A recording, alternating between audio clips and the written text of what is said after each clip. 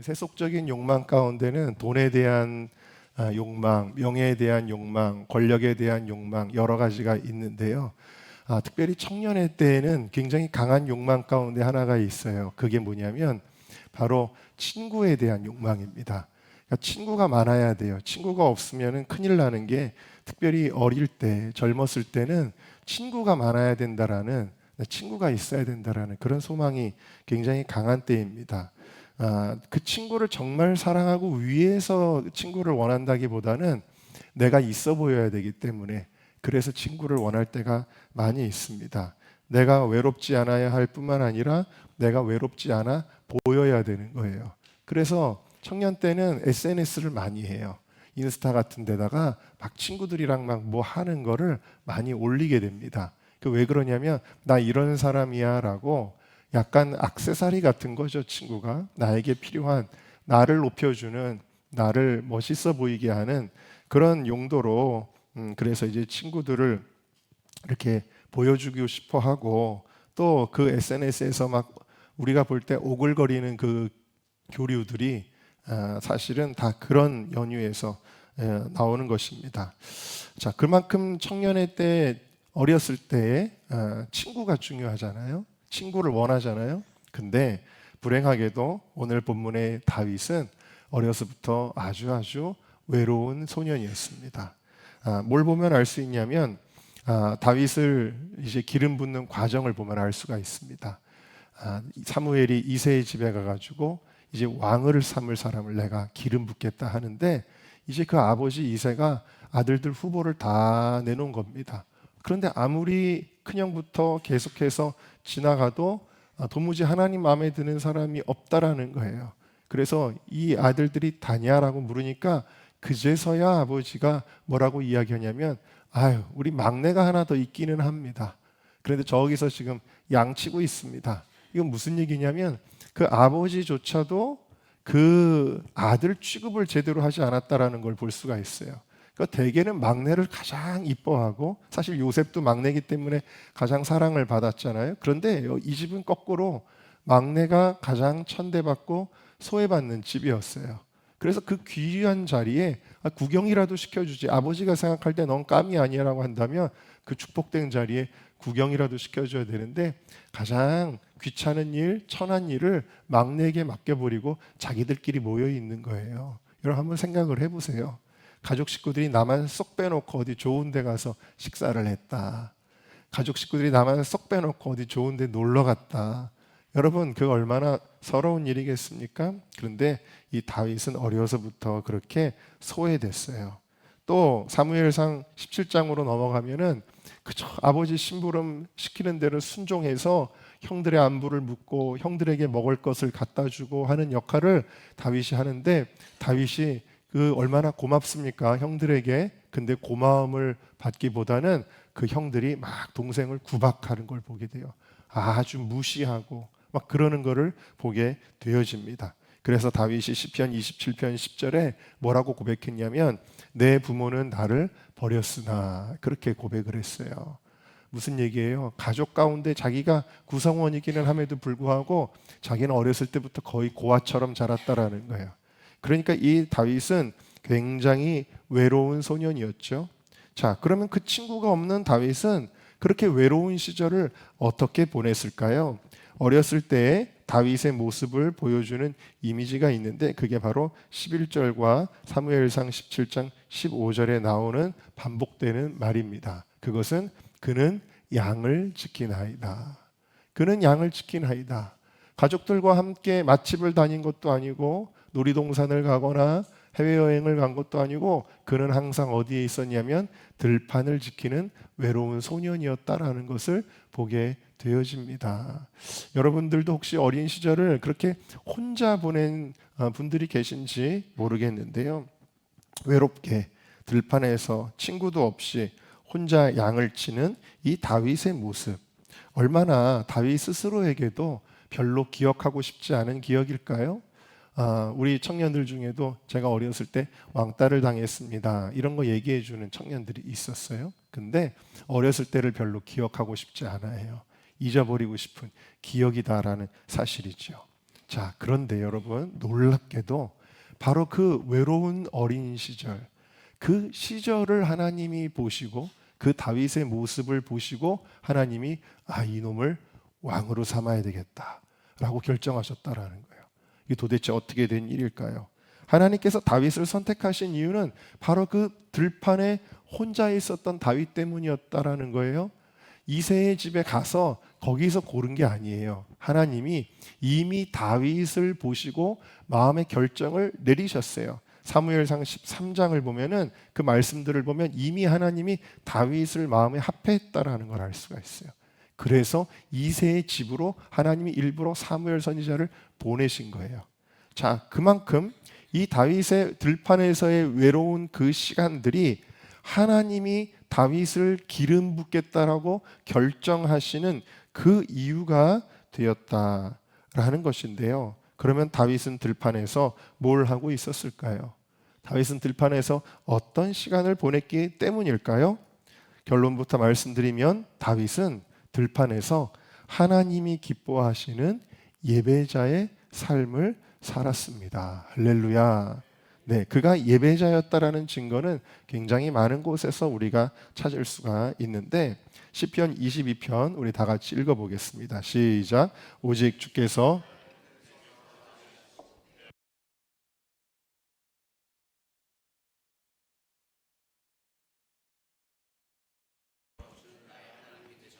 아멘. 다윗이 태어날 때부터 누구만 의지하게 된 거예요? 하나님만 의지하게 된 거예요. 다윗은 가족의 사랑을 받지 못했지만 그래서 외로웠지만 그만큼 더 하나님을 그래서 사모하게 되었다. 젖 먹을 때부터 나는 하나님을 의지하였다 라고 고백을 하고 있습니다. 시편 71편 5절도 같이 읽습니다. 시작. 주 여호와여 주는 나의 소망이시요 내가 어릴 때부터 신뢰한 이시라.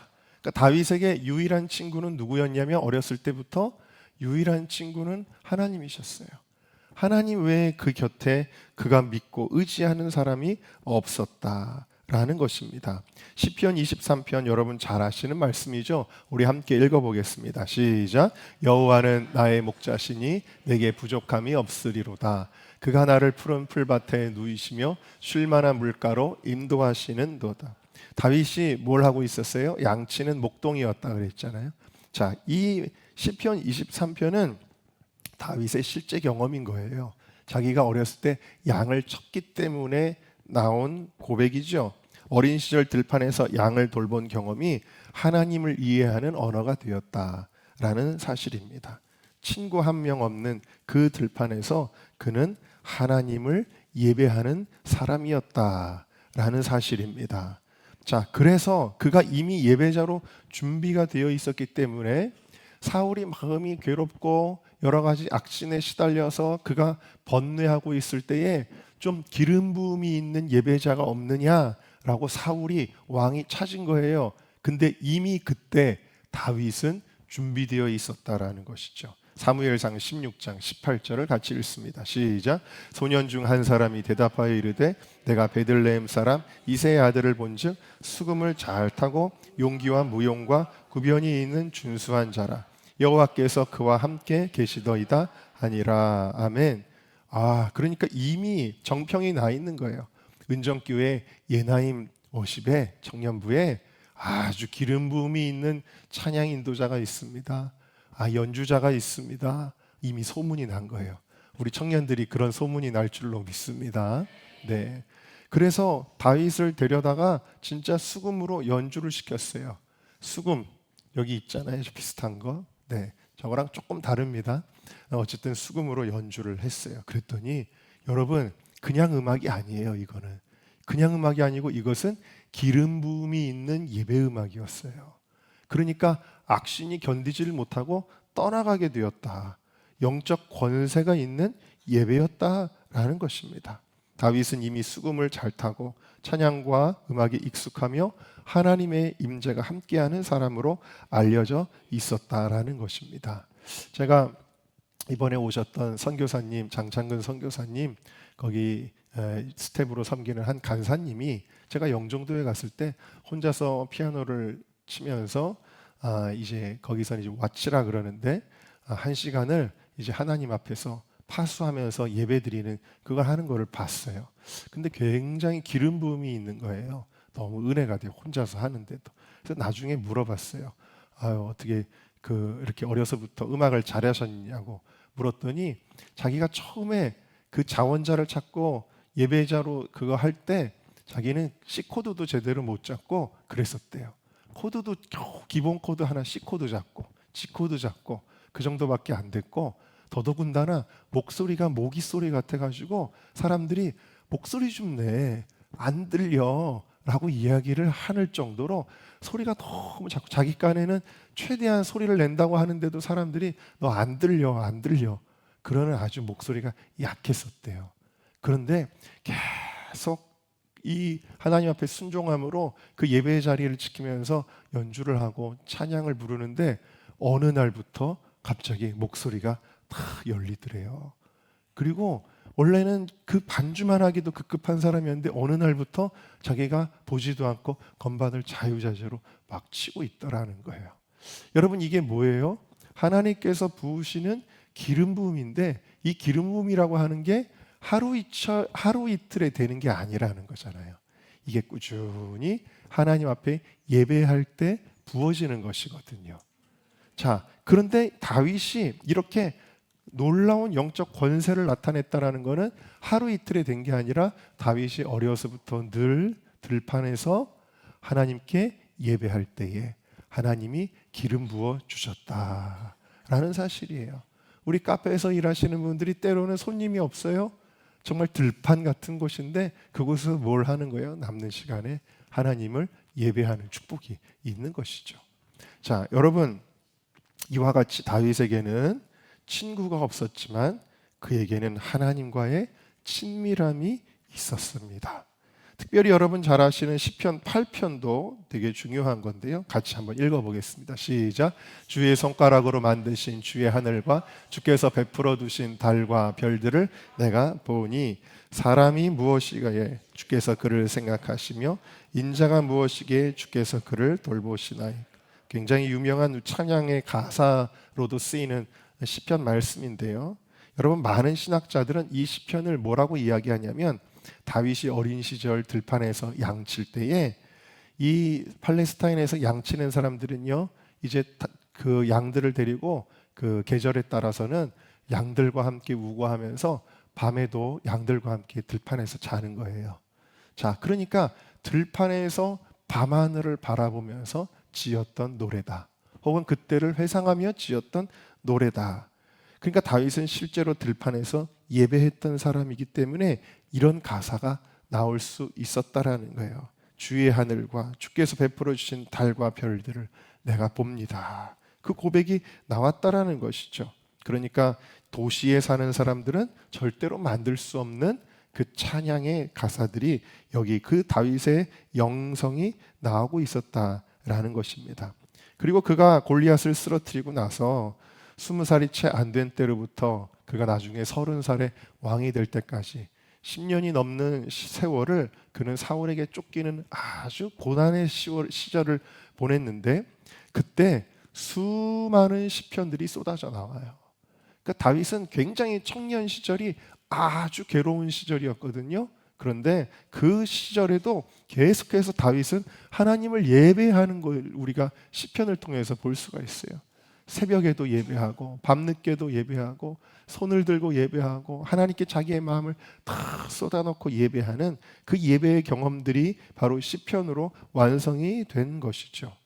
다윗은 어린 시절 매우 외로울 수밖에 없었지만 그 외로움이 그에게는 유익했어요. 왜? 하나님과의 친밀함을 누릴 수 있었기 때문입니다.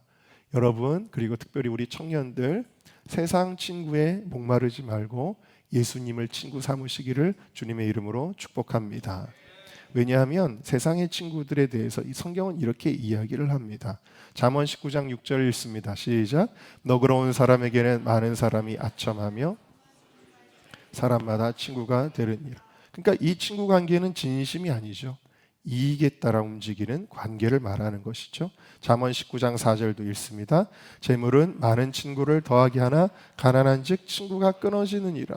그러니까 뭘 가지고 있는 친구들, 능력이 있는 친구들에게는 사람들이 많이 붙지만 그것은 다 진심이 아니라는 거예요. 다 자기에게 뭔가 이익이 있기 때문에, 그러니까 형편이 좋을 때는 모이지만 어려워지면 떠나는 친구들, 욥의 친구들이, 욥의 주변에 있는 사람들이 그랬잖아요. 욥의 주변의 사람들이 다 그가 망하게 되니까 떠나지 않습니까? 자, 다윗도 그렇게 고백을 하지요. 시편 41편 9절입니다. 시작. 내가 신뢰하여 내 떡을 나눠 먹던 나의 가까운 친구도 나를 대적하여 그의 발꿈치를 들었나. 오히려 친구가 나를 대적하는 배신도 당하는 걸 볼 수가 있고요. 이 말씀은 사실은 예수님의 삶을 예표하는 말씀이기도 하지요. 그래서 예수님이 가룟 유다에게 배신당할 때에 가룟 유다를 뭐라고 불렀는 줄 아세요? 마태복음 26장에 보니까 50절을 보세요. 예수께서 이르시되 친구여 네가 무엇을 하려고 왔는지 행하라. 지금 예수를 팔아 넘기려고 하는 가룟 유다에게 예수님이 친구야라고 불렀는데, 이 친구라는 것은 그다지 축복의 언어가 아니었다라는 것을 볼 수가 있습니다. 그래서 성경은 우리에게 이렇게 말씀하십니다. 미가서 7장 5절을 같이 읽습니다. 시작. 너희는 이웃을 믿지 말며 친구를 의지하지 말며 내 품을.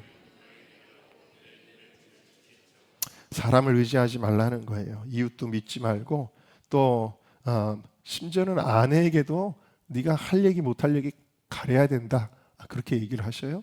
그리고 특별히 가운데 보니까 친구를 의지하지 말아라. 여러분, 진짜 우리에게 소중한 친구는 그러면 누구십니까?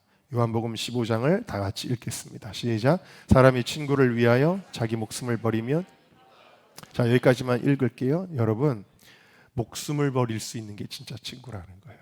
그러면 목숨을 버린 진짜 친구가 누구시냐? 로마서 5장을 다 같이 읽겠습니다. 시작. 의인을 위하여 죽는 자가 쉽지 않고 선인을 위하여 용감히 죽는 자가 혹 있거니와 우리가 아직 죄인 되었을 때에 그리스도께서 우리를 위하여 죽으심으로 하나님께서 우리에 대한 자기의 사랑을 확증하셨느니라. 할렐루야. 네, 여러분, 우리 하나님께서 우리에게 진짜 사랑을 보여주셨어요. 그래서 예수님만이 진짜 소중한 친구가 되어 주십니다. 그 드라마 같은 거 보면요, 특히 이제 중국에서 온 드라마 같은 거는 레파토리가 좀 뻔한 거긴 합니다만, 어떤 레파토리가 있냐면 아주 가난한 가정부, 아주 초라한 청소부, 근데 알고 보니까 그 사람이 누구냐면 큰 회사의 CEO예요. 혹은 그 CEO의 아들쯤 돼요. 그런 레파토리가 되게 많습니다. 근데 그걸 못 알아보고 조금 있다고 하는 사람들이 의시되면서 막 그 사람을 구박하고 괴롭히고 핍박하고 막 그러다가 나중에 반전이 일어나고, 그래서 이제 독자들의, 시청자들의 마음에 카타르시스를 일으켜주는 그런 내용들 되게 많이 보셨을 거라고 생각이 되는데, 여러분, 바로 우리가 죄인 되었을 때에 우리를 위하여 죽으심으로 사랑을 보여주신 그분이 십자가에서 돌아가실 때는 너무 초라해요. 사람들이 다 뿔뿔이 떠났어요. 그런 초라하시고 비참하게 죽으신 그분이 사실은 알고 보니까 누구십니까? 빌립보서 2장을 같이 읽습니다. 시작. 그는 근본 하나님의 본체시나 하나님과 동등됨을 취할 것으로 되어 있까지요. 자, 그분은 원래 누구였다라는 거예요? 하나님이셨다라는 겁니다. 그 하나님이 그 동등됨을 취할 것으로 여기지 아니하시고 자기의 몸을 비워 종의 형체로 인간의 몸으로 우리에게 오셔서 내가 너의 친구가 되어줄게 라고 말한 거예요. 제가 시집 이름을 미친 사랑 이야기라고 지어서, 여러분, 옛날에는 제가 많이 그거 여러분들에게 소개도 하고 그랬는데 지금은 이제 남아있는 책이 없어, 다 나가서 음반이랑 같이. 근데 미친 사랑 이야기가 어떤 뜻이냐면 아름다울 미자에 친할 친자예요. 그래서 아름다운 친구가 되어주셨다. 근데 이거는 정말 미치지 않고서는 할 수 없는 사랑이다. 어떻게 하나님이 우리의 친구가 되어주셔? 그래서 제가 만든 노래에 그런 가사가 있잖아요. 어떻게 하나님이 나의 친구가 되어주시냐. 그런데 예수님은 그렇게 우리의 친구가 되어주신 것입니다. 그러니까 우리의 친구는 온 우주 만물의 왕 되신 분이시다. 그러니까 다윗이 어렸을 때 사자와 싸워서도 곰하고 싸워서도 이겼는데 그게 누구 때문이라고 고백해요? 여호와께서 나를 사자의 발톱과 곰의 발톱에서 건져내셨다. 다윗은 인간 친구는 없었지만 하나님이 친구가 되어주시니까 그 하나님이 그를 지켜주신 거예요. 사자에게서도 곰에게서도. 다윗이 골리앗을 이길 수 있었던 이유는 무엇입니까? 오늘 여호와께서 너 골리앗을 내 손에 넘길 것이다. 그리고 하나님이 정말 이 골리앗과의 싸움에서 승리할 수 있게 해주셨죠. 다윗이 그 이후에도 계속해서 왕이 되고 전쟁터에 나갈 때마다 그가 가는 곳마다 승리합니다. 그렇게 승리할 수 있었던 이유가 다 하나님 때문이에요. 사무엘상 18장에 여호와께서 그와 함께 계시니라. 사무엘하 5장 10절에도 여호와께서 함께 하시니 다윗이 점점 강성하여 가니라. 할렐루야. 다윗은요, 그깟 아무 도움 없는, 내가 호주머니에 돈 떨어지면은 나를 배신하고 떠날 그런 친구들 그 필요 없죠. 하나님이 나의 친구가 되어 주셨으니까요. 아멘입니까? 여러분, 옛날에는 그런 단어가 없었는데 요즘에는 뭐 여사친, 남사친 뭐 그런 단어가 있어요. 근데 여사친 많아봐야 아무 소용 없어요. 남사친 많아봐야 소용 없어요. 거기에다가 시간과 물질을 투자해봐야 그거 다 헛돼요. 뭐가 중요해요? 진짜 좋은 배우자를 만나야 돼요. 제가 말씀드리는 건 뭐냐면 사람 친구들이 사람을 다윗을 복되게 한 게 아니라 진짜 좋으신 친구 하나님이 다윗의 삶을 축복으로 만드셨다라는 사실입니다. 그래서 이미 다윗의 운명은 그가 들판에 있을 때 결정된 것이었다라는 것입니다. 자, 그런데 여러분, 우리가 반드시 기억해야 할 한 가지가 있습니다. 다윗은요, 야, 그래, 하나님이 나를 이렇게 도우실 수 있는 분이니까, 하나님은 힘이 있는 분이니까 내가 그러니까 하나님하고 친해져야 돼라는 목적을 가지고 그걸 노리고 하나님과 친밀한 것은 아니었다라는 거예요. 여러분, 아무리 어떤 자매가 형제에게 다가와서 막 좋다고 그래도 내 돈을 노리고 왔다, 내 힘을 누리고 왔다, 그럼 교제하고 싶은 마음이 안 들지 않겠습니까? 다윗은요, 그걸 노리고 하나님과 친밀한 것이 아니었습니다. 여러분이 오늘 예배를 드리시는데 여러분 뭐 노리고 오셨습니까? 여러분이 하나님께 기도하는 시간에 여러분 하나님께 뭔가 받아내려고 하십니까? 여러분, 그것은 진정한 친밀함이 될 수가 없어요. 왜? 성경은 가짜 친구에 대해 아까 어떻게 정의를 했어요? 어떤 이익을 바라고 내 곁에 오는 사람들, 내 곁에 있는 사람들은 그거는 가짜 친구다라는 거죠. 여러분, 하나님은 우리가 가짜 친구이기를 원하지 아니하신다라는 것을 우리가 알아야 돼요. 그래서 다윗을 고른 이유를 이렇게 이야기를 하시는 겁니다. 사무엘상 66장 7절을 다 같이 읽겠습니다. 시작. 여호와께서 사무엘에게 이르시되 그의 용모와 키를 보지 말라. 내가 이미 그를 버렸노라. 내가 보는 것은 사람과 같지 아니하니 사람은 외모를 보거니와 나 여호와는 중심을 보느니라. 바로 이거예요, 여러분. 하나님은 다윗의 그 순수한 중심, 어떤 다른 동기나 어떤 이익을 바라는 마음 때문에 예배하거나 그런 게 아닌, 정말 그냥 하나님을 너무 좋아해서, 하나님을 너무 사랑해서. 아무도 아멘을 안 하시네요. 여러분, 예배 드리는데 지금 그냥 하나님을 너무 사랑해서 오셨죠, 여러분? 다른 거 내가 주일 성수를 잘해야 내가 사업도 잘 되고 직장도 잘 되고 자녀도 잘 되고, 그러니까 그거 아니잖아요. 우리 하나님을 그냥 사랑하기 때문에 오늘 예배하는 것인 줄로 믿습니다. 바로 그 중심을 하나님 보시는 거예요. 사람은 못 봐요. 그거를, 이 사람이 나한테 왜 오는지를 몰라요. 그러나 하나님은 사람처럼 외모만 보고 판단하는 게 아니라 가장 중요한 거 외모 보지 않는다라는 거예요. 하나님은 우리의 중심을 보신다라는 거예요. 다윗 안에 뭐가 있었기 때문에? 사랑이 있었기 때문에. 다윗의 고백을 볼까요? 시편 18편 1절입니다. 여러분의 고백인 줄로 믿습니다. 같이 읽습니다. 시작. 나의 힘이신 여호와여, 내가 주를 사랑하나이다. 이 구약에는 이런 고백이 없어요, 여러분. 근데 다윗은 하나님 사랑해요, 그래요. 구약은 그냥 율법적으로, 의무적으로 종교적인 법규들을 준수해 나갈 뿐이에요. 그런데 다윗은 그렇지 않았어요. 다윗은 하나님, 내가 주님을 사랑해요. 그렇게 고백했더니 하나님이 야, 이 녀석이다. 그리고는 하나님이 사무엘을 이새의 집으로 보내셨다라는 걸 볼 수가 있는 것이죠. 여러분, 제가 설교 준비를 할 때 어떨 때는 설교 준비가 금방금방 막 떠오르는 때가 있는가 하면 어떨 때는 설교 준비가 안 돼요. 그러면 이제 집에를 못 가요. 새벽이 돼도 집에를 못 가고 힘들어요. 그래가지고 하나님 좀 빨리 주세요. 내일 뭐 해야 되는지, 내일 어떤 말씀 증거해야 되는지 하나님 좀 빨리 주세요. 그런데 제가 이제 어제도 사실 그랬거든요. 빨리빨리 떠오르지를 않아요. 근데 하나님께서 저에게 어떤 마음을 주셨는지 아세요? 너 내가 설교할 거리 딱 주면 얼른 그거 받아가지고 그것만 쏙 빼먹고 나 그냥 떠나갈 거잖아. 그러시는 것 같더라고요. 여러분, 그래서 제가 설교 준비를 위해서 하나님 빨리 주세요. 말씀 주시고 본문 주시고 주제 주시고 예화도 주시고 빨리빨리 주세요 하다가 그런 기도를 탁 내려놓고 하나님 사랑합니다. 하나님 감사합니다. 한참 동안 제가 그 기도를 했었습니다. 여러분, 여러분에게 하나님은 어떤 하나님이십니까? 우리 청년들에게 하나님은 어떤 하나님이십니까? 하나님이 내 꿈을 이루고 내가 성공하기 위한 발판입니까? 수단입니까? 여러분, 하나님은 여러분에게 그런 것이 되어서는 안 돼요. 하나님은 여러분들에게 오직 예배의 대상이 되어야 하는 것입니다.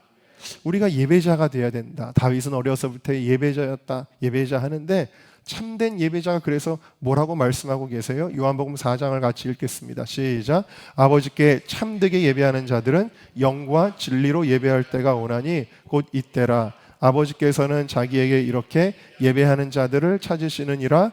하나님은 영이시니 예배하는 자가 영과 진리로 예배할지니라. 하나님은 참되게 예배하는 자들을 찾으신다는 거예요. 형식으로 예배하는 자 다 필요 없어요. 하나님 앞에는. 혹은 뭔가를 노리고 이익을 얻기 위해서 하나님 앞에 열심히 하는 거. 여러분, 아무리 뭘 작정하고 큰 기도를 하고 오랜 기도를 하고 금식을 하고 철야를 한다 그래도 내가 자꾸 하나님 앞에서 뭔가를 노리고 나오는 사람은요, 하나님이 물론 그것도 그나마 낫지만 하나님이 진짜 기뻐하고 마음이 합해하는 사람은 아니에요. 하나님은 우리가 예배할 때 영과 진리로 예배하는 사람을 찾으세요. 이것을 개역 한글 성경에서는 뭐라 그랬어요? 신령과 진정으로. 저는 사실 옛날 버전을 더 좋아해요. 하나님 앞에 진실한 마음으로 예배하는 사람을 하나님이 기뻐하신다. 이게 무슨 뜻이냐면 좀 더 쉽게 설명하면 다른 목적이 없는 예배. 오직 하나님만 생각하고, 이 시간에 여러분 하나님만 생각하세요. 하나님만 사랑하고 하나님께 감사하고 하나님하고만 대화하는 예배. 다시 말해 모든 것을 이룰 수 있는 수단이니까 그래서 예수님을 찾는 것이 아니라 모든 것은 예수님 앞에는 다 수단에 지나지 않아요. 내가 하나님께 나아가기 위해서 하나님의 뜻을 이루기 위해서 내가 아무리 세상에서 정치적으로 경제적으로 문화적으로 예술적으로 그런 것들은요 다 그냥 수단에 지나지 않고 오직 거꾸로 목적이 예수님인 사람. 바로 그 예배를 어린 다윗이 들판에서 드리고 있었던 것입니다. 그리고 하나님이 그 예배를 너무 기뻐하셨고 그래서 그 기뻐하신 예수님께서 하나님께서 다윗과 친밀함을 누릴 수 있었던 것입니다. 여러분, 오늘 청년주일로 지키는데 우리 청년들에게는 특별히 앞으로 살아갈 날이 더 많잖아요. 또 아멘이 없네. 오래 사셔야 되잖아요. 예수님 오실 때까지 여러분 달려가야 됩니다. 그런데 그런 청년들에게 이 친밀함이 더 중요한 이유가 있습니다. 그 첫 번째는 바로 하나님의 음성을 듣는 것이 친밀함이기 때문이에요. 우리 청년들이 하나님과의 친밀함 속에서 하나님의 음성을 들을 수 있기를 축복합니다. 여러분, 저희 큰형님이 그런 얘기를 하더라고요. 스포츠든 뭐 바둑이든 뭐 어떤 것 혹은 정치인들도 뭐가 있냐면 레벨의 차이가 있다는 거. 아마추어와 프로. 정치도 처음 입문한 사람은 어설프고 실수를 많이 하는데 정치를 오래 하는 사람은 정치 구단. 그 사람들 신인보다 훨씬 더 앞에 몇 수를 더 보는, 바둑도 그렇게 하듯이 그런 게 있다라는 거예요. 스포츠도 마찬가지로 유단자들은 처음에 그냥 노란띠, 빨간띠 이런 것보다 훨씬 더 앞을 보는 수를 볼 수 있는 눈을 가지고 있다. 근데 영적 차원에서 인간보다 수가 높은 존재가 있대요. 그게 누구냐면 마귀 사탄이 인간보다 수가 높아요. 그러니까 마귀 사탄은 우리를 얼마든지 가지고 놀 수 있다라는 거예요. 깜쪽같이 속이고 끌고 다니고 이렇게 할 수 있다라는 거예요. 그래서 우리가 그냥 이 마귀에게 당할 수밖에 없는데 이 마귀를 이기기 위한 유일한 방법이 하나가 존재한다. 그것은 마귀보다도 몇 수가 더 높으신 하나님을 붙드는 것이다. 그렇게 저 형님이 이야기한 적이 있습니다. 여러분, 다윗은요 어떤 사람이었냐면요 항상 하나님께 사소한 것도 물어봐요. 전쟁의 경험이 많고 전쟁의 승리를 많이 했어도 전쟁을 할 때마다 하나님께 하나하나 시시콜콜이 물어봐요. 이 전쟁 싸울까요 말까요? 싸운다면 어떻게 싸울까요? 막 그런 게 나와요. 그게 사무엘하 2장에 보면 나오잖아요. 제가 올라갈까요 말까요? 그리고 전략도 물어보고 또 그런 게 이제 사무엘하 5장에도 나오죠. 또 다른 전략을 주시니까 그러면은 뽕나무 밭에 가서 숨기도 하고 막 하나님 시키는 대로예요. 근데 이게 뭐예요? 하나님의 수잖아요. 하나님이 인도하시는 대로 살아가는 게 다윗이었기 때문에 가는 곳마다 승리한 거예요. 사무엘하 5장에도 사람들은 왕입니다. 당신이 왕입니다. 막 죽여 세우는데도 하나님께 물어봐요. 하나님, 저 올라갈까요 말까요? 올라가라. 어디로 갈까요? 헤브론으로 가라. 시시키는 대로 하나님의 인도하심을 받았다라는 것입니다. 근데 여러분, 하나님의 이렇게 음성을 들으려면 뭐가 있어야 돼요? 친밀함이 있어야 돼요. 친밀함이 없는데 하나님이 왜 얘기를 해요? 그렇잖아요. 이 친밀함은 바로 이 들판에서부터 시작이 된 것이다. 그 외로운 자리가 하나님과의 친밀함으로 채워질 때 하나님의 음성을 들을 수가 있었고, 여러분, 하나님의 음성을 들어야 하나님이 움직이시는 방향으로 우리가 나아갈 수가 있는 거잖아요. 제가 어제 우리 사역자들이랑 큐티하면서 제 큐티의 내용이 뭐였냐면 어제 말씀이 다윗이 하나님이 자기를 왕으로 세우신 것을 알았더라. 이게 안다는 게 중요한 거예요. 여러분, 때로는 내가 뭔가를 해야 되는데 마음은 급하고 불안한데 하나님이 안 느껴질 때 있어요. 그러면은 내가 뭘 열심히 해도 헛발질을 하더라고요. 안 되는 걸 하더라고요. 근데 하나님께서 나와 함께 하신다. 하나님이 이 길을 기뻐하신다라는 게 막 느껴질 때가 있어요. 그때는 그 일을 할 때 안 될 것 같은데도 하나님이 기뻐하시고 열매를 맺게 하시더라는 것입니다. 그래서 우리의 뜻이 중요한 게 아니라 아버지의 뜻에 내 뜻이 일치되는 게 중요한 거예요.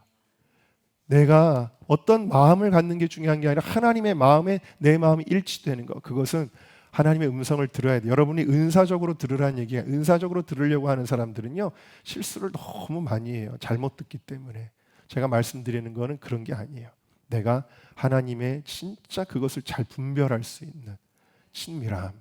그게 여러분들의, 우리 청년들에게 주어져서 여러분들이 앞으로 살아갈 그 날들을 헛발질하지 말고 하나님이 움직이는 대로 나아가는 우리 귀한 청년들 되기를 주님의 이름으로 축복합니다. 또한 이 친밀함이 청년들에게 중요한 또 하나의 이유는 거룩함을 이룰 수 있기 때문입니다. 여러분, 지난 금요일에 청년의 기도라는 찬양을 불렀어요, 우리가. 근데 이 청년의 기도라는 찬양에 후렴을 부르는데 제 마음이 찡하는 거예요. 청년의 시절 지날 때 날 지으신 주님 뜻대로 하는데, 이 청년의 시절 지날 때, 여러분, 청년의 시절은 지나가잖아요. 우리 장로님, 권사님들도 다 청년의 시절이 있었죠? 네. 근데 그게 어떻게 돼요? 지나가요. 그럼 지나간다라는 거는 뭐예요? 후회가 없어야 돼요.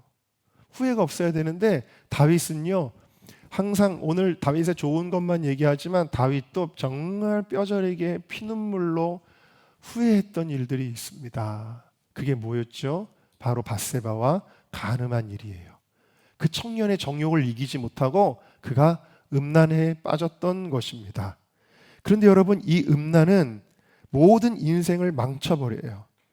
사무엘하 13장의 암논과 다말의 강간 사건과 압살롬의 암논 살인 사건과 또 압살롬의 반역 사건과 압살롬의 죽음의 사건과 이 일련의 사건들을 통해서 다윗의 삶이 풍지박산이 납니다.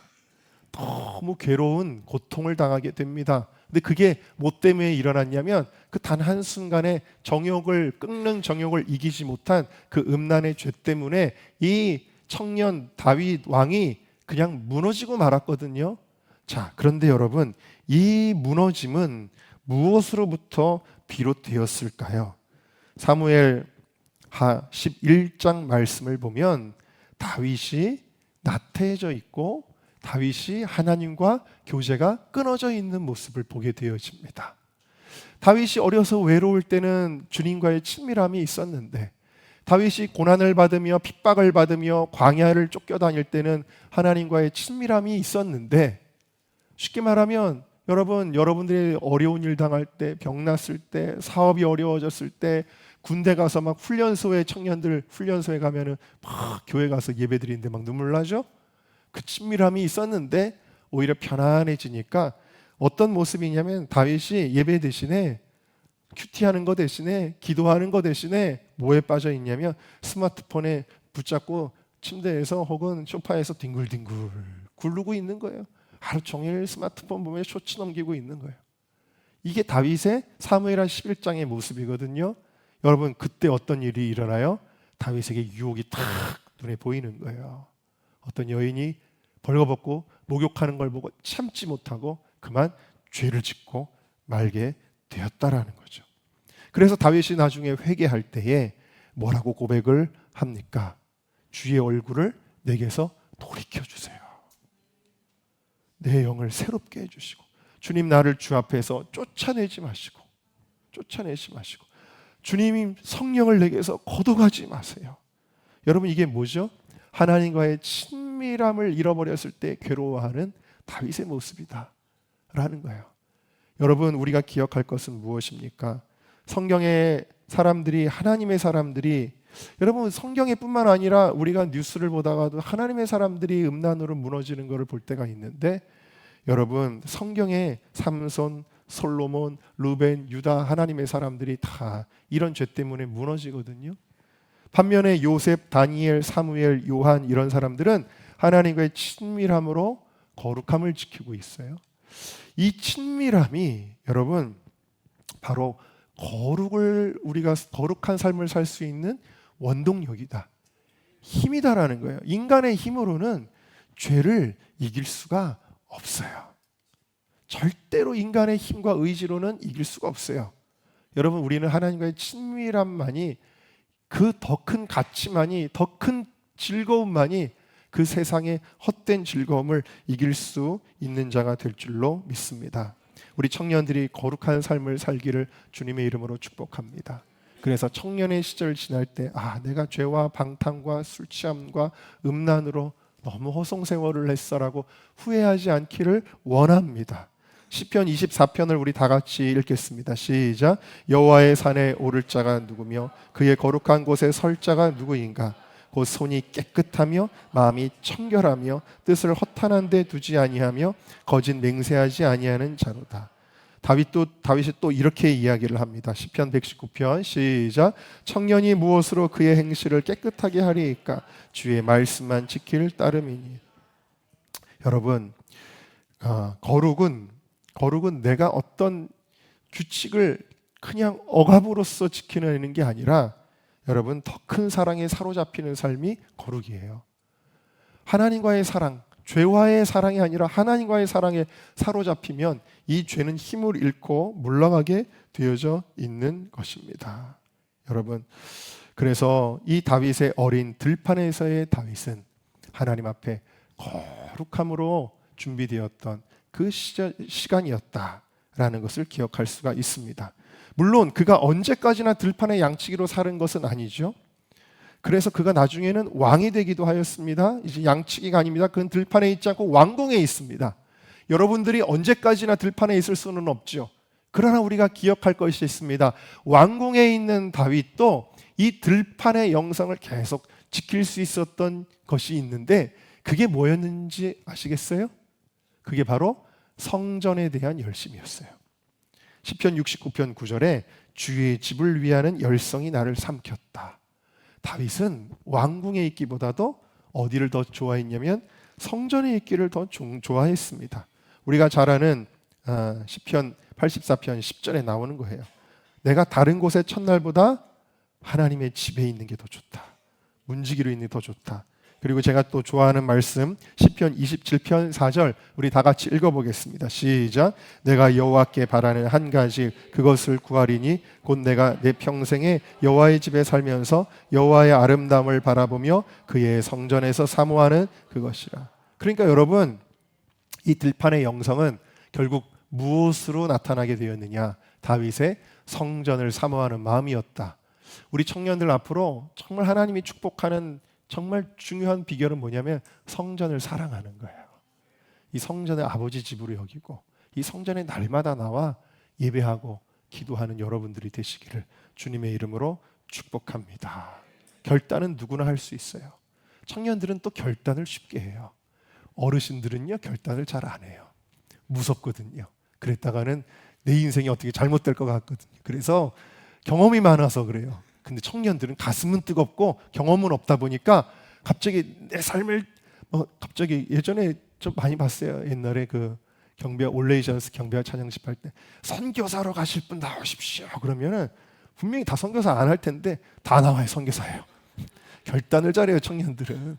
근데 여러분 결단을 해놓고 결단을 하는 것도 물론 소중하지만 그거보다 더 중요한 게 있어요. 그건 뭐냐면 그 결단을 지켜나가는 거예요. 지속해 가는 거예요.